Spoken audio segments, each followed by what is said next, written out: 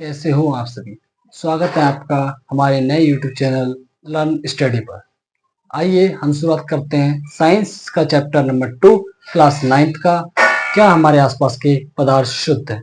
यदि आप इस चैनल पर नए हैं तो आप चैनल को सब्सक्राइब अवश्य कर लीजिए। यदि आपने फर्स्ट चैप्टर कंप्लीट नहीं किया है तो उसका डिस्क्रिप्शन बॉक्स में लिंक दिया गया है, आप वहां से फर्स्ट चैप्टर कंप्लीट कर लीजिए, उसके बाद सेकेंड चैप्टर कंप्लीट कीजिए। आइए शुरू करते हैं। क्या हमारे आसपास के पदार्थ शुद्ध हैं? तो हम पहले समझते हैं पदार्थ होता क्या है। पदार्थ फर्स्ट चैप्टर में हमने आपको बताया था पदार्थ वह होता है जो स्थान घेरता है और उसका आयतन होता है, और स्थान घेरता है। ठीक है भैया। लेकिन जो सेकंड चैप्टर है उसमें पदार्थ क्या है। पदार्थ क्या होता है जो एक ही प्रकार के कणों से मिलकर बना होता है। ये परिभाषा है पदार्थ की। तो आप क्या लिखेंगे, एक ही प्रकार के कोई तत्वों से बना हो, तत्व से मिलकर बनने वाली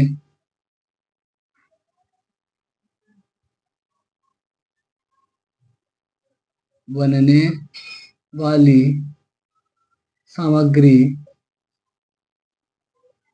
पदार्थ कहलाती है। ठीक है भैया, क्या है पदार्थ। ठीक है भैया, ये होता है पदार्थ, एक ही प्रकार के तत्व से मिलकर बना हो। अब क्या आता है, अब आता है मिश्रण।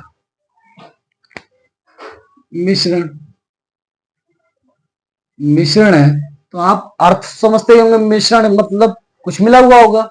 तो मिश्रण का अर्थ क्या होता है, वे पदार्थ होते हैं जिसमें दो या दो से अधिक प्रकार के पदार्थ मिलाए जाते हैं, तो वो क्या हो जाएगा, मिश्रण हो जाएगा। यदि देखो दाल में आपने चावल डाल दिए तो वो क्या हो गया, दाल चावल का मिश्रण हो गया।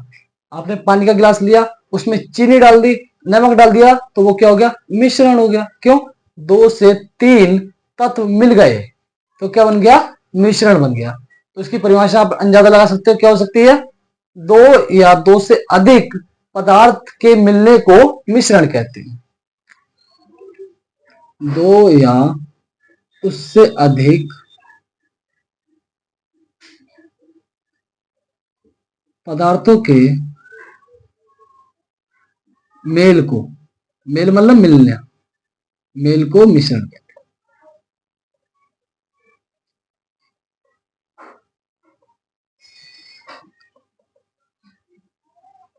आशा करता हूं आपको समझ में आ रहा होगा, इसलिए आप चैनल को सब्सक्राइब अवश्य कर लीजिए। बहुत मेहनत लगती है वीडियो बनाने में, तो इसका परिणाम तो दिखाइए कुछ, और अपने दोस्तों को भी भेजते रहिए। अब आता है मिश्रण के प्रकार। मिश्रण के प्रकार, पहले हमने पढ़ा मिश्रण, तो मैंने आपको क्या बताया, 2 या उससे अधिक पदार्थों के मेल को मिश्रण कहते हैं। ठीक है। अब मिश्रण के प्रकार, मिश्रण कई प्रकार के होते हैं। देखिए कौन कौन से प्रकार के होते हैं। पहला होता है समांगी मिश्रण, और दूसरा कौन सा होता है, विषमांगी।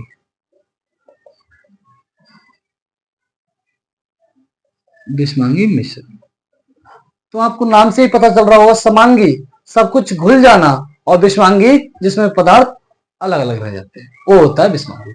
चलो भैया इनके बारे में डिटेल से पढ़ते हैं।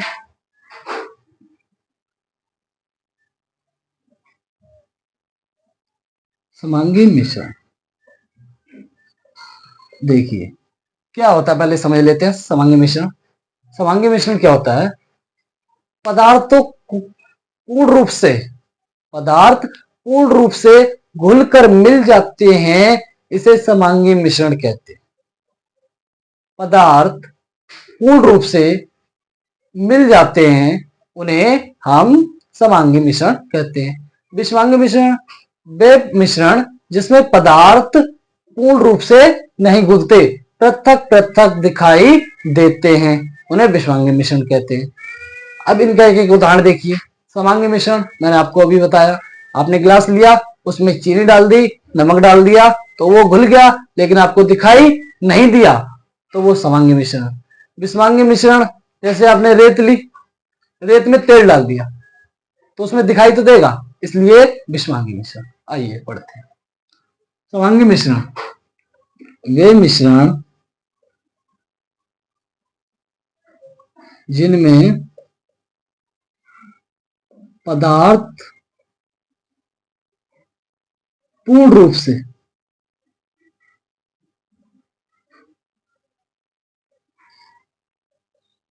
घुल जाते हैं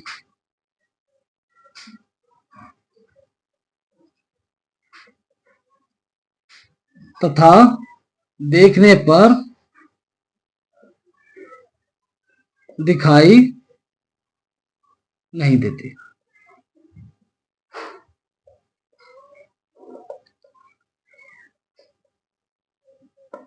वे मिश्रण जिनमें पदार्थ पूर्ण रूप से घुल जाते हैं तथा देखने पर दिखाई नहीं देते, उन्हें समांगी मिश्रण कहते हैं। मतलब पूर्ण रूप से घुल जाएंगे तो दिखाई नहीं देंगे, अच्छे तरीके से घुल जाएंगे परस्पर रूप से। तो इसका एक उदाहरण आप लिख लीजिए, पानी में चीनी मिलाना।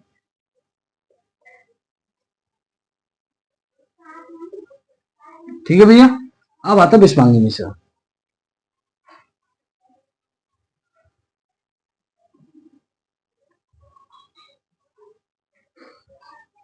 विषमांगी मिश्रण इस मिश्रण का उल्टा होता है। इसमें पदार्थ पूर्ण रूप से घुल रहे थे, लेकिन इसमें पदार्थ पूर्ण रूप से नहीं मिलते, नहीं घुलते। वे मिश्रण जिनमें पदार्थ पूर्ण रूप से नहीं मिलते तथा पदार्थ के कण पृथक पृथक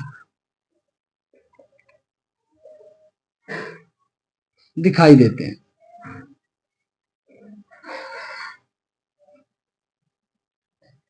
वे मिश्रण जिनमें पदार्थ पूर्ण रूप से नहीं मिलते या नहीं घुलते, पदार्थ के कण पृथक पृथक दिखाई देते हैं, उन्हें विषमांगी मिश्रण कहते हैं। अब ये भैया कहते होंगे आप पृथक पृथक क्या होता है? पृथक पृथक का मतलब होता है अलग अलग, बिल्कुल अलग दिखाई देंगे। जैसे उदाहरण देखिए,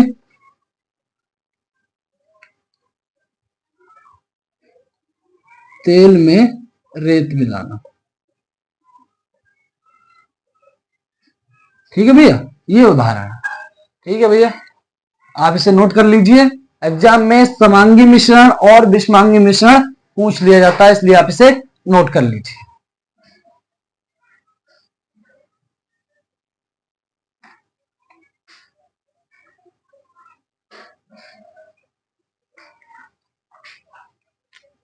अब आता है विलयन। विलयन क्या होता है भैया? विलयन जिसमें दो या दो से अधिक पदार्थ होते हैं उसे भी विलयन कहते हैं। दो या उससे अधिक पदार्थ का मिश्रण विलयन कहलाता है। विलयन कहलाता क्या कहलाता भैया? विलयन कहलाता है। ठीक है,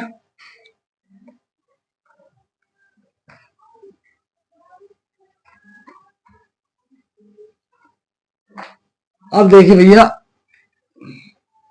बहुत इंपॉर्टेंट चीज है जो एग्जाम में हर बार पूछी जाती है। देखिए, वास्तविक विलयन, कोलाइडी विलयन,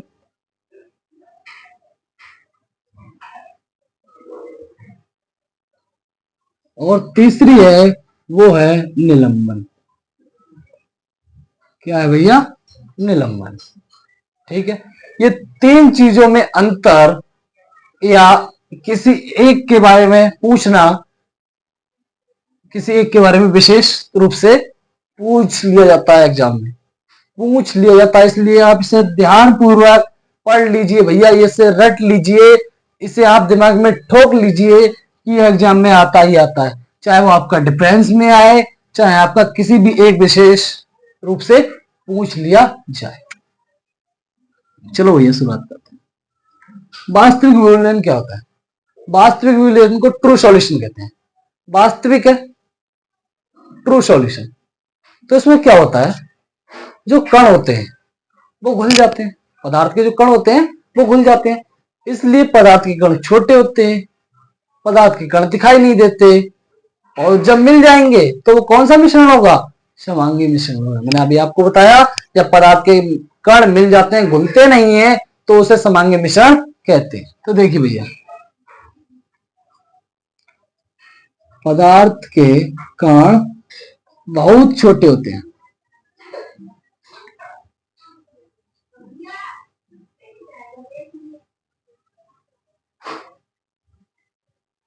कैसे होते हैं? छोटे होते हैं। अब इसमें आगे आगे चलते रहिए, देखिए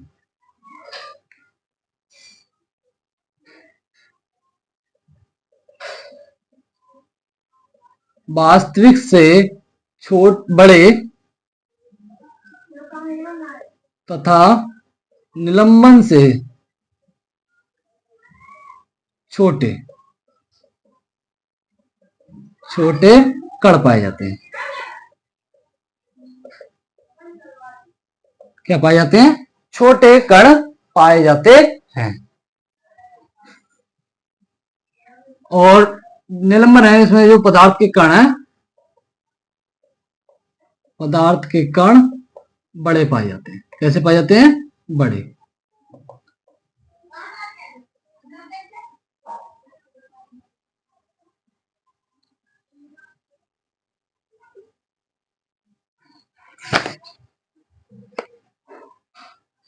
ठीक है,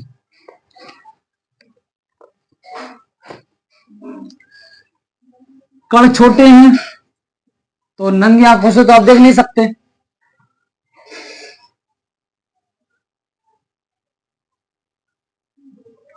से नहीं देखा जा सकता। नंगी आंखों से नहीं देखा जा सकता। और इसमें क्या होता है भैया? कोलाइडी है तो सूक्ष्मदर्शी द्वारा।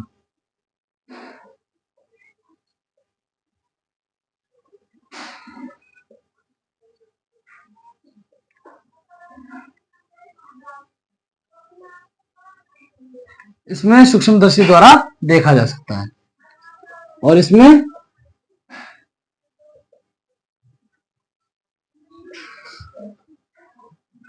देखा जाता है। निलंबन है तो उसमें कण बड़े हैं, बड़े पाए जाते हैं तो आप नंगी आंखों से देख सकते हो, लेकिन जब छोटे हैं तो आप उन्हें नंगी आंखों से नहीं देख सकते। लेकिन जब थोड़े से बड़े हैं, क्या वास्तविक से बड़े हैं लेकिन निलंबन से छोटे हैं तो बीच के हैं, इसलिए ये कैसे पाए जाते हैं? सूक्ष्मदर्शी द्वारा इन्हें देखा जा सकता है। ठीक है भैया, अब देखिए, मैंने अभी आपको बताया, जब कण नहीं है, जब कण नहीं देखे जा सकते, तो वो कौन सा मिश्रण? समांगी मिश्रण। क्यों? कण मिल गए, तो ये समांगी मिश्रण, ये विषमांगी मिश्रण,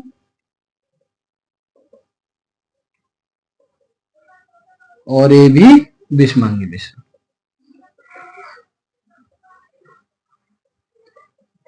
अब देखिए, ये पारदर्शी,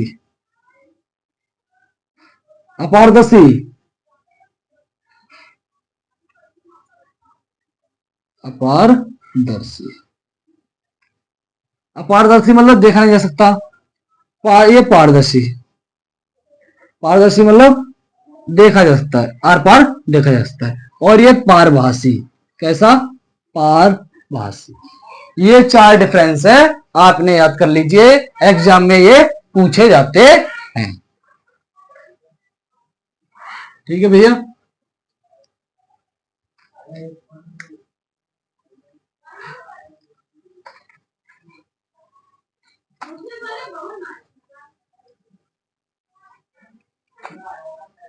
इस वीडियो को अपने दोस्तों के साथ शेयर जरूर करना ताकि वो भी इस कॉन्सेप्ट को समझ पाए, और सब्सक्राइब करना तथा लाइक करना ना भूलें। अब क्या आता भैया, भौतिक तथा रासायनिक में अंतर। भौतिक और रासायनिक में अंतर, ये एग्जाम में पूछ लिया जाता है 2 नंबर में। आपने अच्छे से याद कीजिए, भौतिक परिवर्तन और रासायनिक परिवर्तन।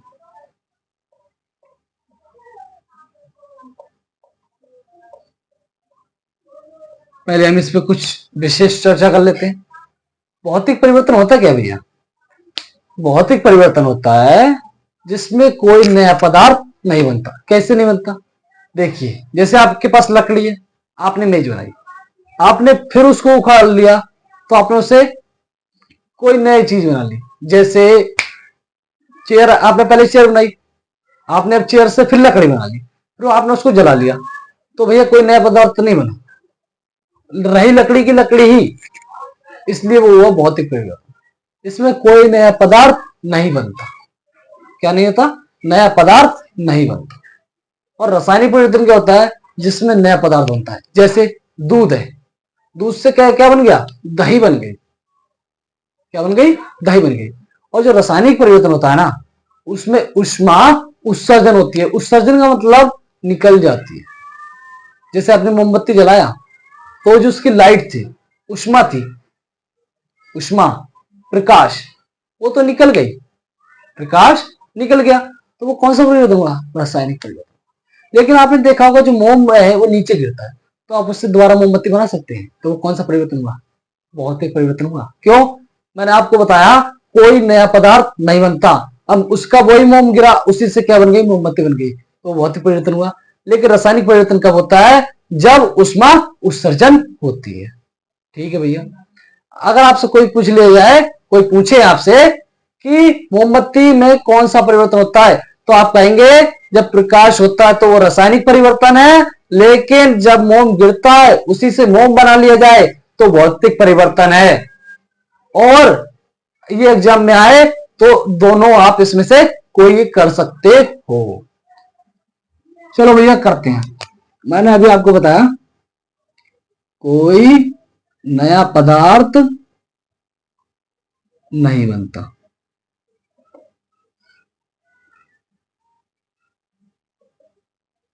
रासायनिक में क्या है? नया पदार्थ बनता है।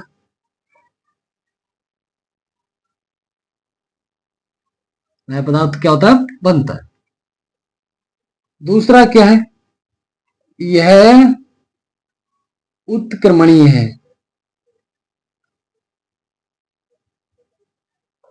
यह अनुत्क्रमणीय है।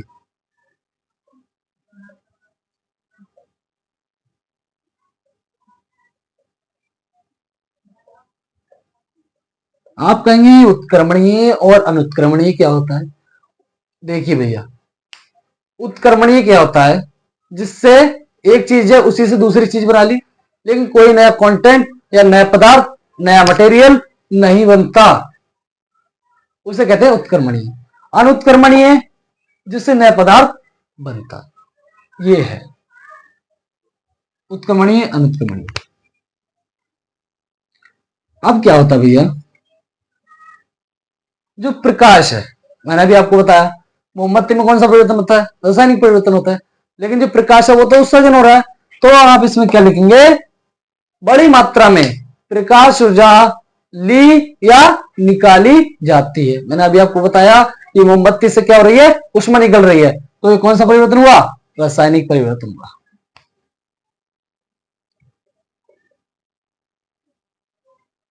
रासायनिक परिवर्तन में बड़ी मात्रा में ऊष्मा ली या निकाली जाती है। निकाली जाती है।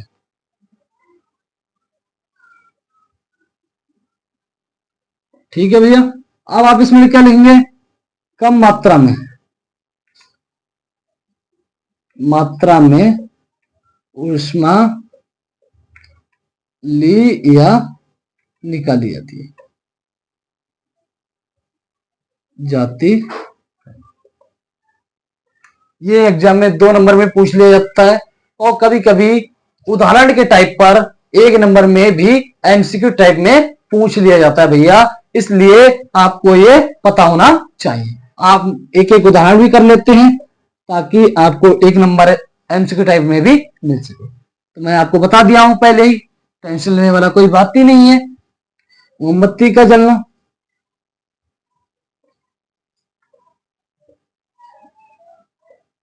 लेकिन आप ये मत कहना कि मोमबत्ती का जलना भैया भौतिक भी है। भैया भौतिक भी है, रासायनिक भी है, लेकिन हम इसे रासायनिक में भी लिख सकते हैं। क्यों? ऊष्मा जो होती है वो बड़े बड़ी मात्रा में निकाली जाती है। जो प्रकाश होता है या ऊर्जा होती है वो बड़ी मात्रा में निकाली जाती है। तो हम ये भी लिख सकते हैं। हम ये लिख सकते हैं लकड़ी से कुर्सी बनाना। क्या बनाना भैया? कुर्सी बनाना। कुर्सी बनाना। ठीक है भैया, ध्यानपूर्वक पढ़िए आप। 9th क्लास में बहुत सारे स्टूडेंट्स फेल हो जाते हैं, कंपार्टमेंट आ जाती है। तो भैया आपके साथ ऐसा ना हो, पढ़ाई आप प्रारंभ कर दीजिए, शुरू से ही पढ़ाई कीजिए ताकि आपको अंत में दिक्कत समस्याएं झेलनी ना पड़े। अब आता है तत्व। पहले पढ़ेंगे तत्व, फिर पढ़ेंगे तत्व के प्रकार। क्या होता है तत्व? क्या होते हैं एलिमेंट? देखो भैया, एलिमेंट क्या होता है? लोहा क्या है? एलिमेंट है, तत्व है। एल्यूमिनियम क्या है? एक तत्व है। तो ये तत्व होता क्या है? तत्व एक ऐसा शुद्ध पदार्थ है। तत्व क्या होता है भैया? एक शुद्ध पदार्थ होता है जिसे ना तो तोड़ा जा सकता है और ना ही बनाया जा सकता है। इसे हम क्या कहते हैं? तत्व कहते हैं। समझ में आया आपको? ये एक शुद्ध पदार्थ है, इसे ना तो तोड़ा जा सकता है ना ही इसे बनाया जा सकता है। इसे क्या कहते हैं हम? तत्व कहते हैं। लिखाने का दिक्कत तो नहीं लेना, लिखाना तो नहीं है, आपको मैं बता ही दिया। ये एक शुद्ध पदार्थ है, ना ही इसे बनाया जा सकता है ना ही इसे साधारण पदार्थों को तोड़ा जा सकता है। समझ में आया? अब पढ़ते हैं तत्व के प्रकार।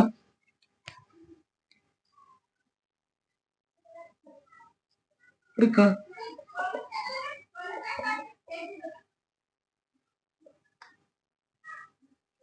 धातु, अधातु, उपधातु। धातु, अधातु, उपधातु, ये तत्व के क्या है भैया? प्रकार हैं। ये आपको 10th क्लास में भी पढ़ने के लिए मिलेंगे, इसलिए आप इसे 9th क्लास में अच्छे से कवर अप कर लीजिए ताकि आपको 10th में भी समस्या ना झेलनी पड़े। ये टॉपिक तत्व के प्रकार, धातु, अधातु 9th क्लास में भी है, 10th क्लास में भी है। 9th में तो है लेकिन 10th में भी है। तो भैया पढ़ते हैं तत्व के प्रकार। धातु क्या होता है भैया? धातु जो होगा जिसमें ध्वनि होगा, जैसे दरवाजा है, वो किसका बना होता है? आपने देखा होगा लोहा का बना होता है या एल्यूमिनियम का बना होता है ना? तो ये क्या हुआ? धातु हुआ। धातु क्या होता है? धातु चमकदार भी होती है। कैसी होती है भैया? पहला पॉइंट क्या लिखेंगे? चमकदार होती है। चमकदार। अधातु चमकदार नहीं होती।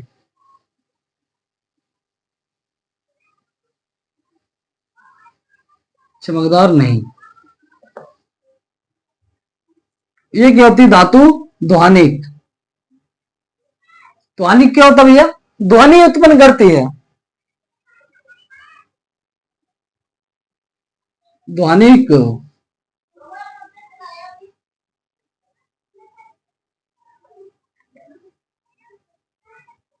ध्वनिक नहीं होती। नहीं होती।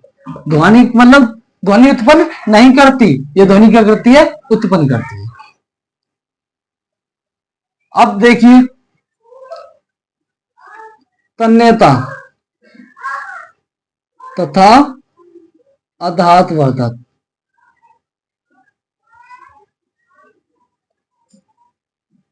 अधातुवर्धक, तन्यता तथा अधातुवर्धक।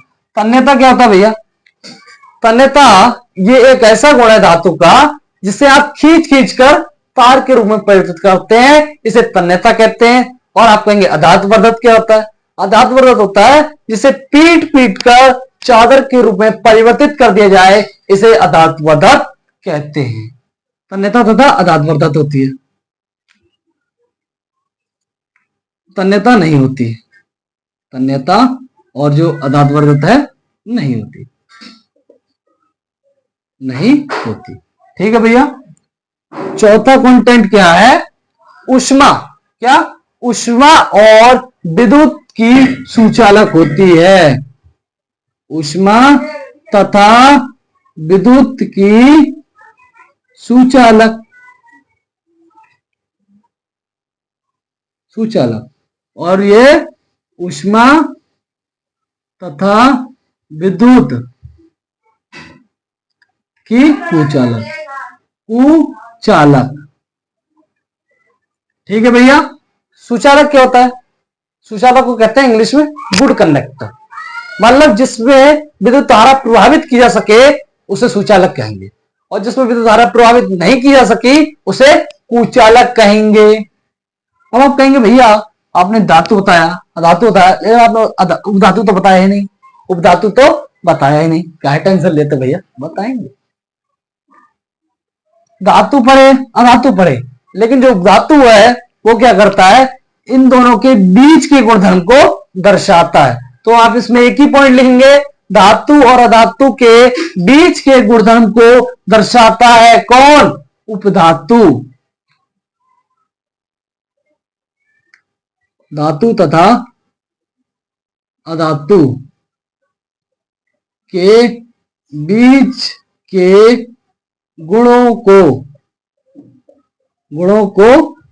दर्शाता है। ठीक है भैया।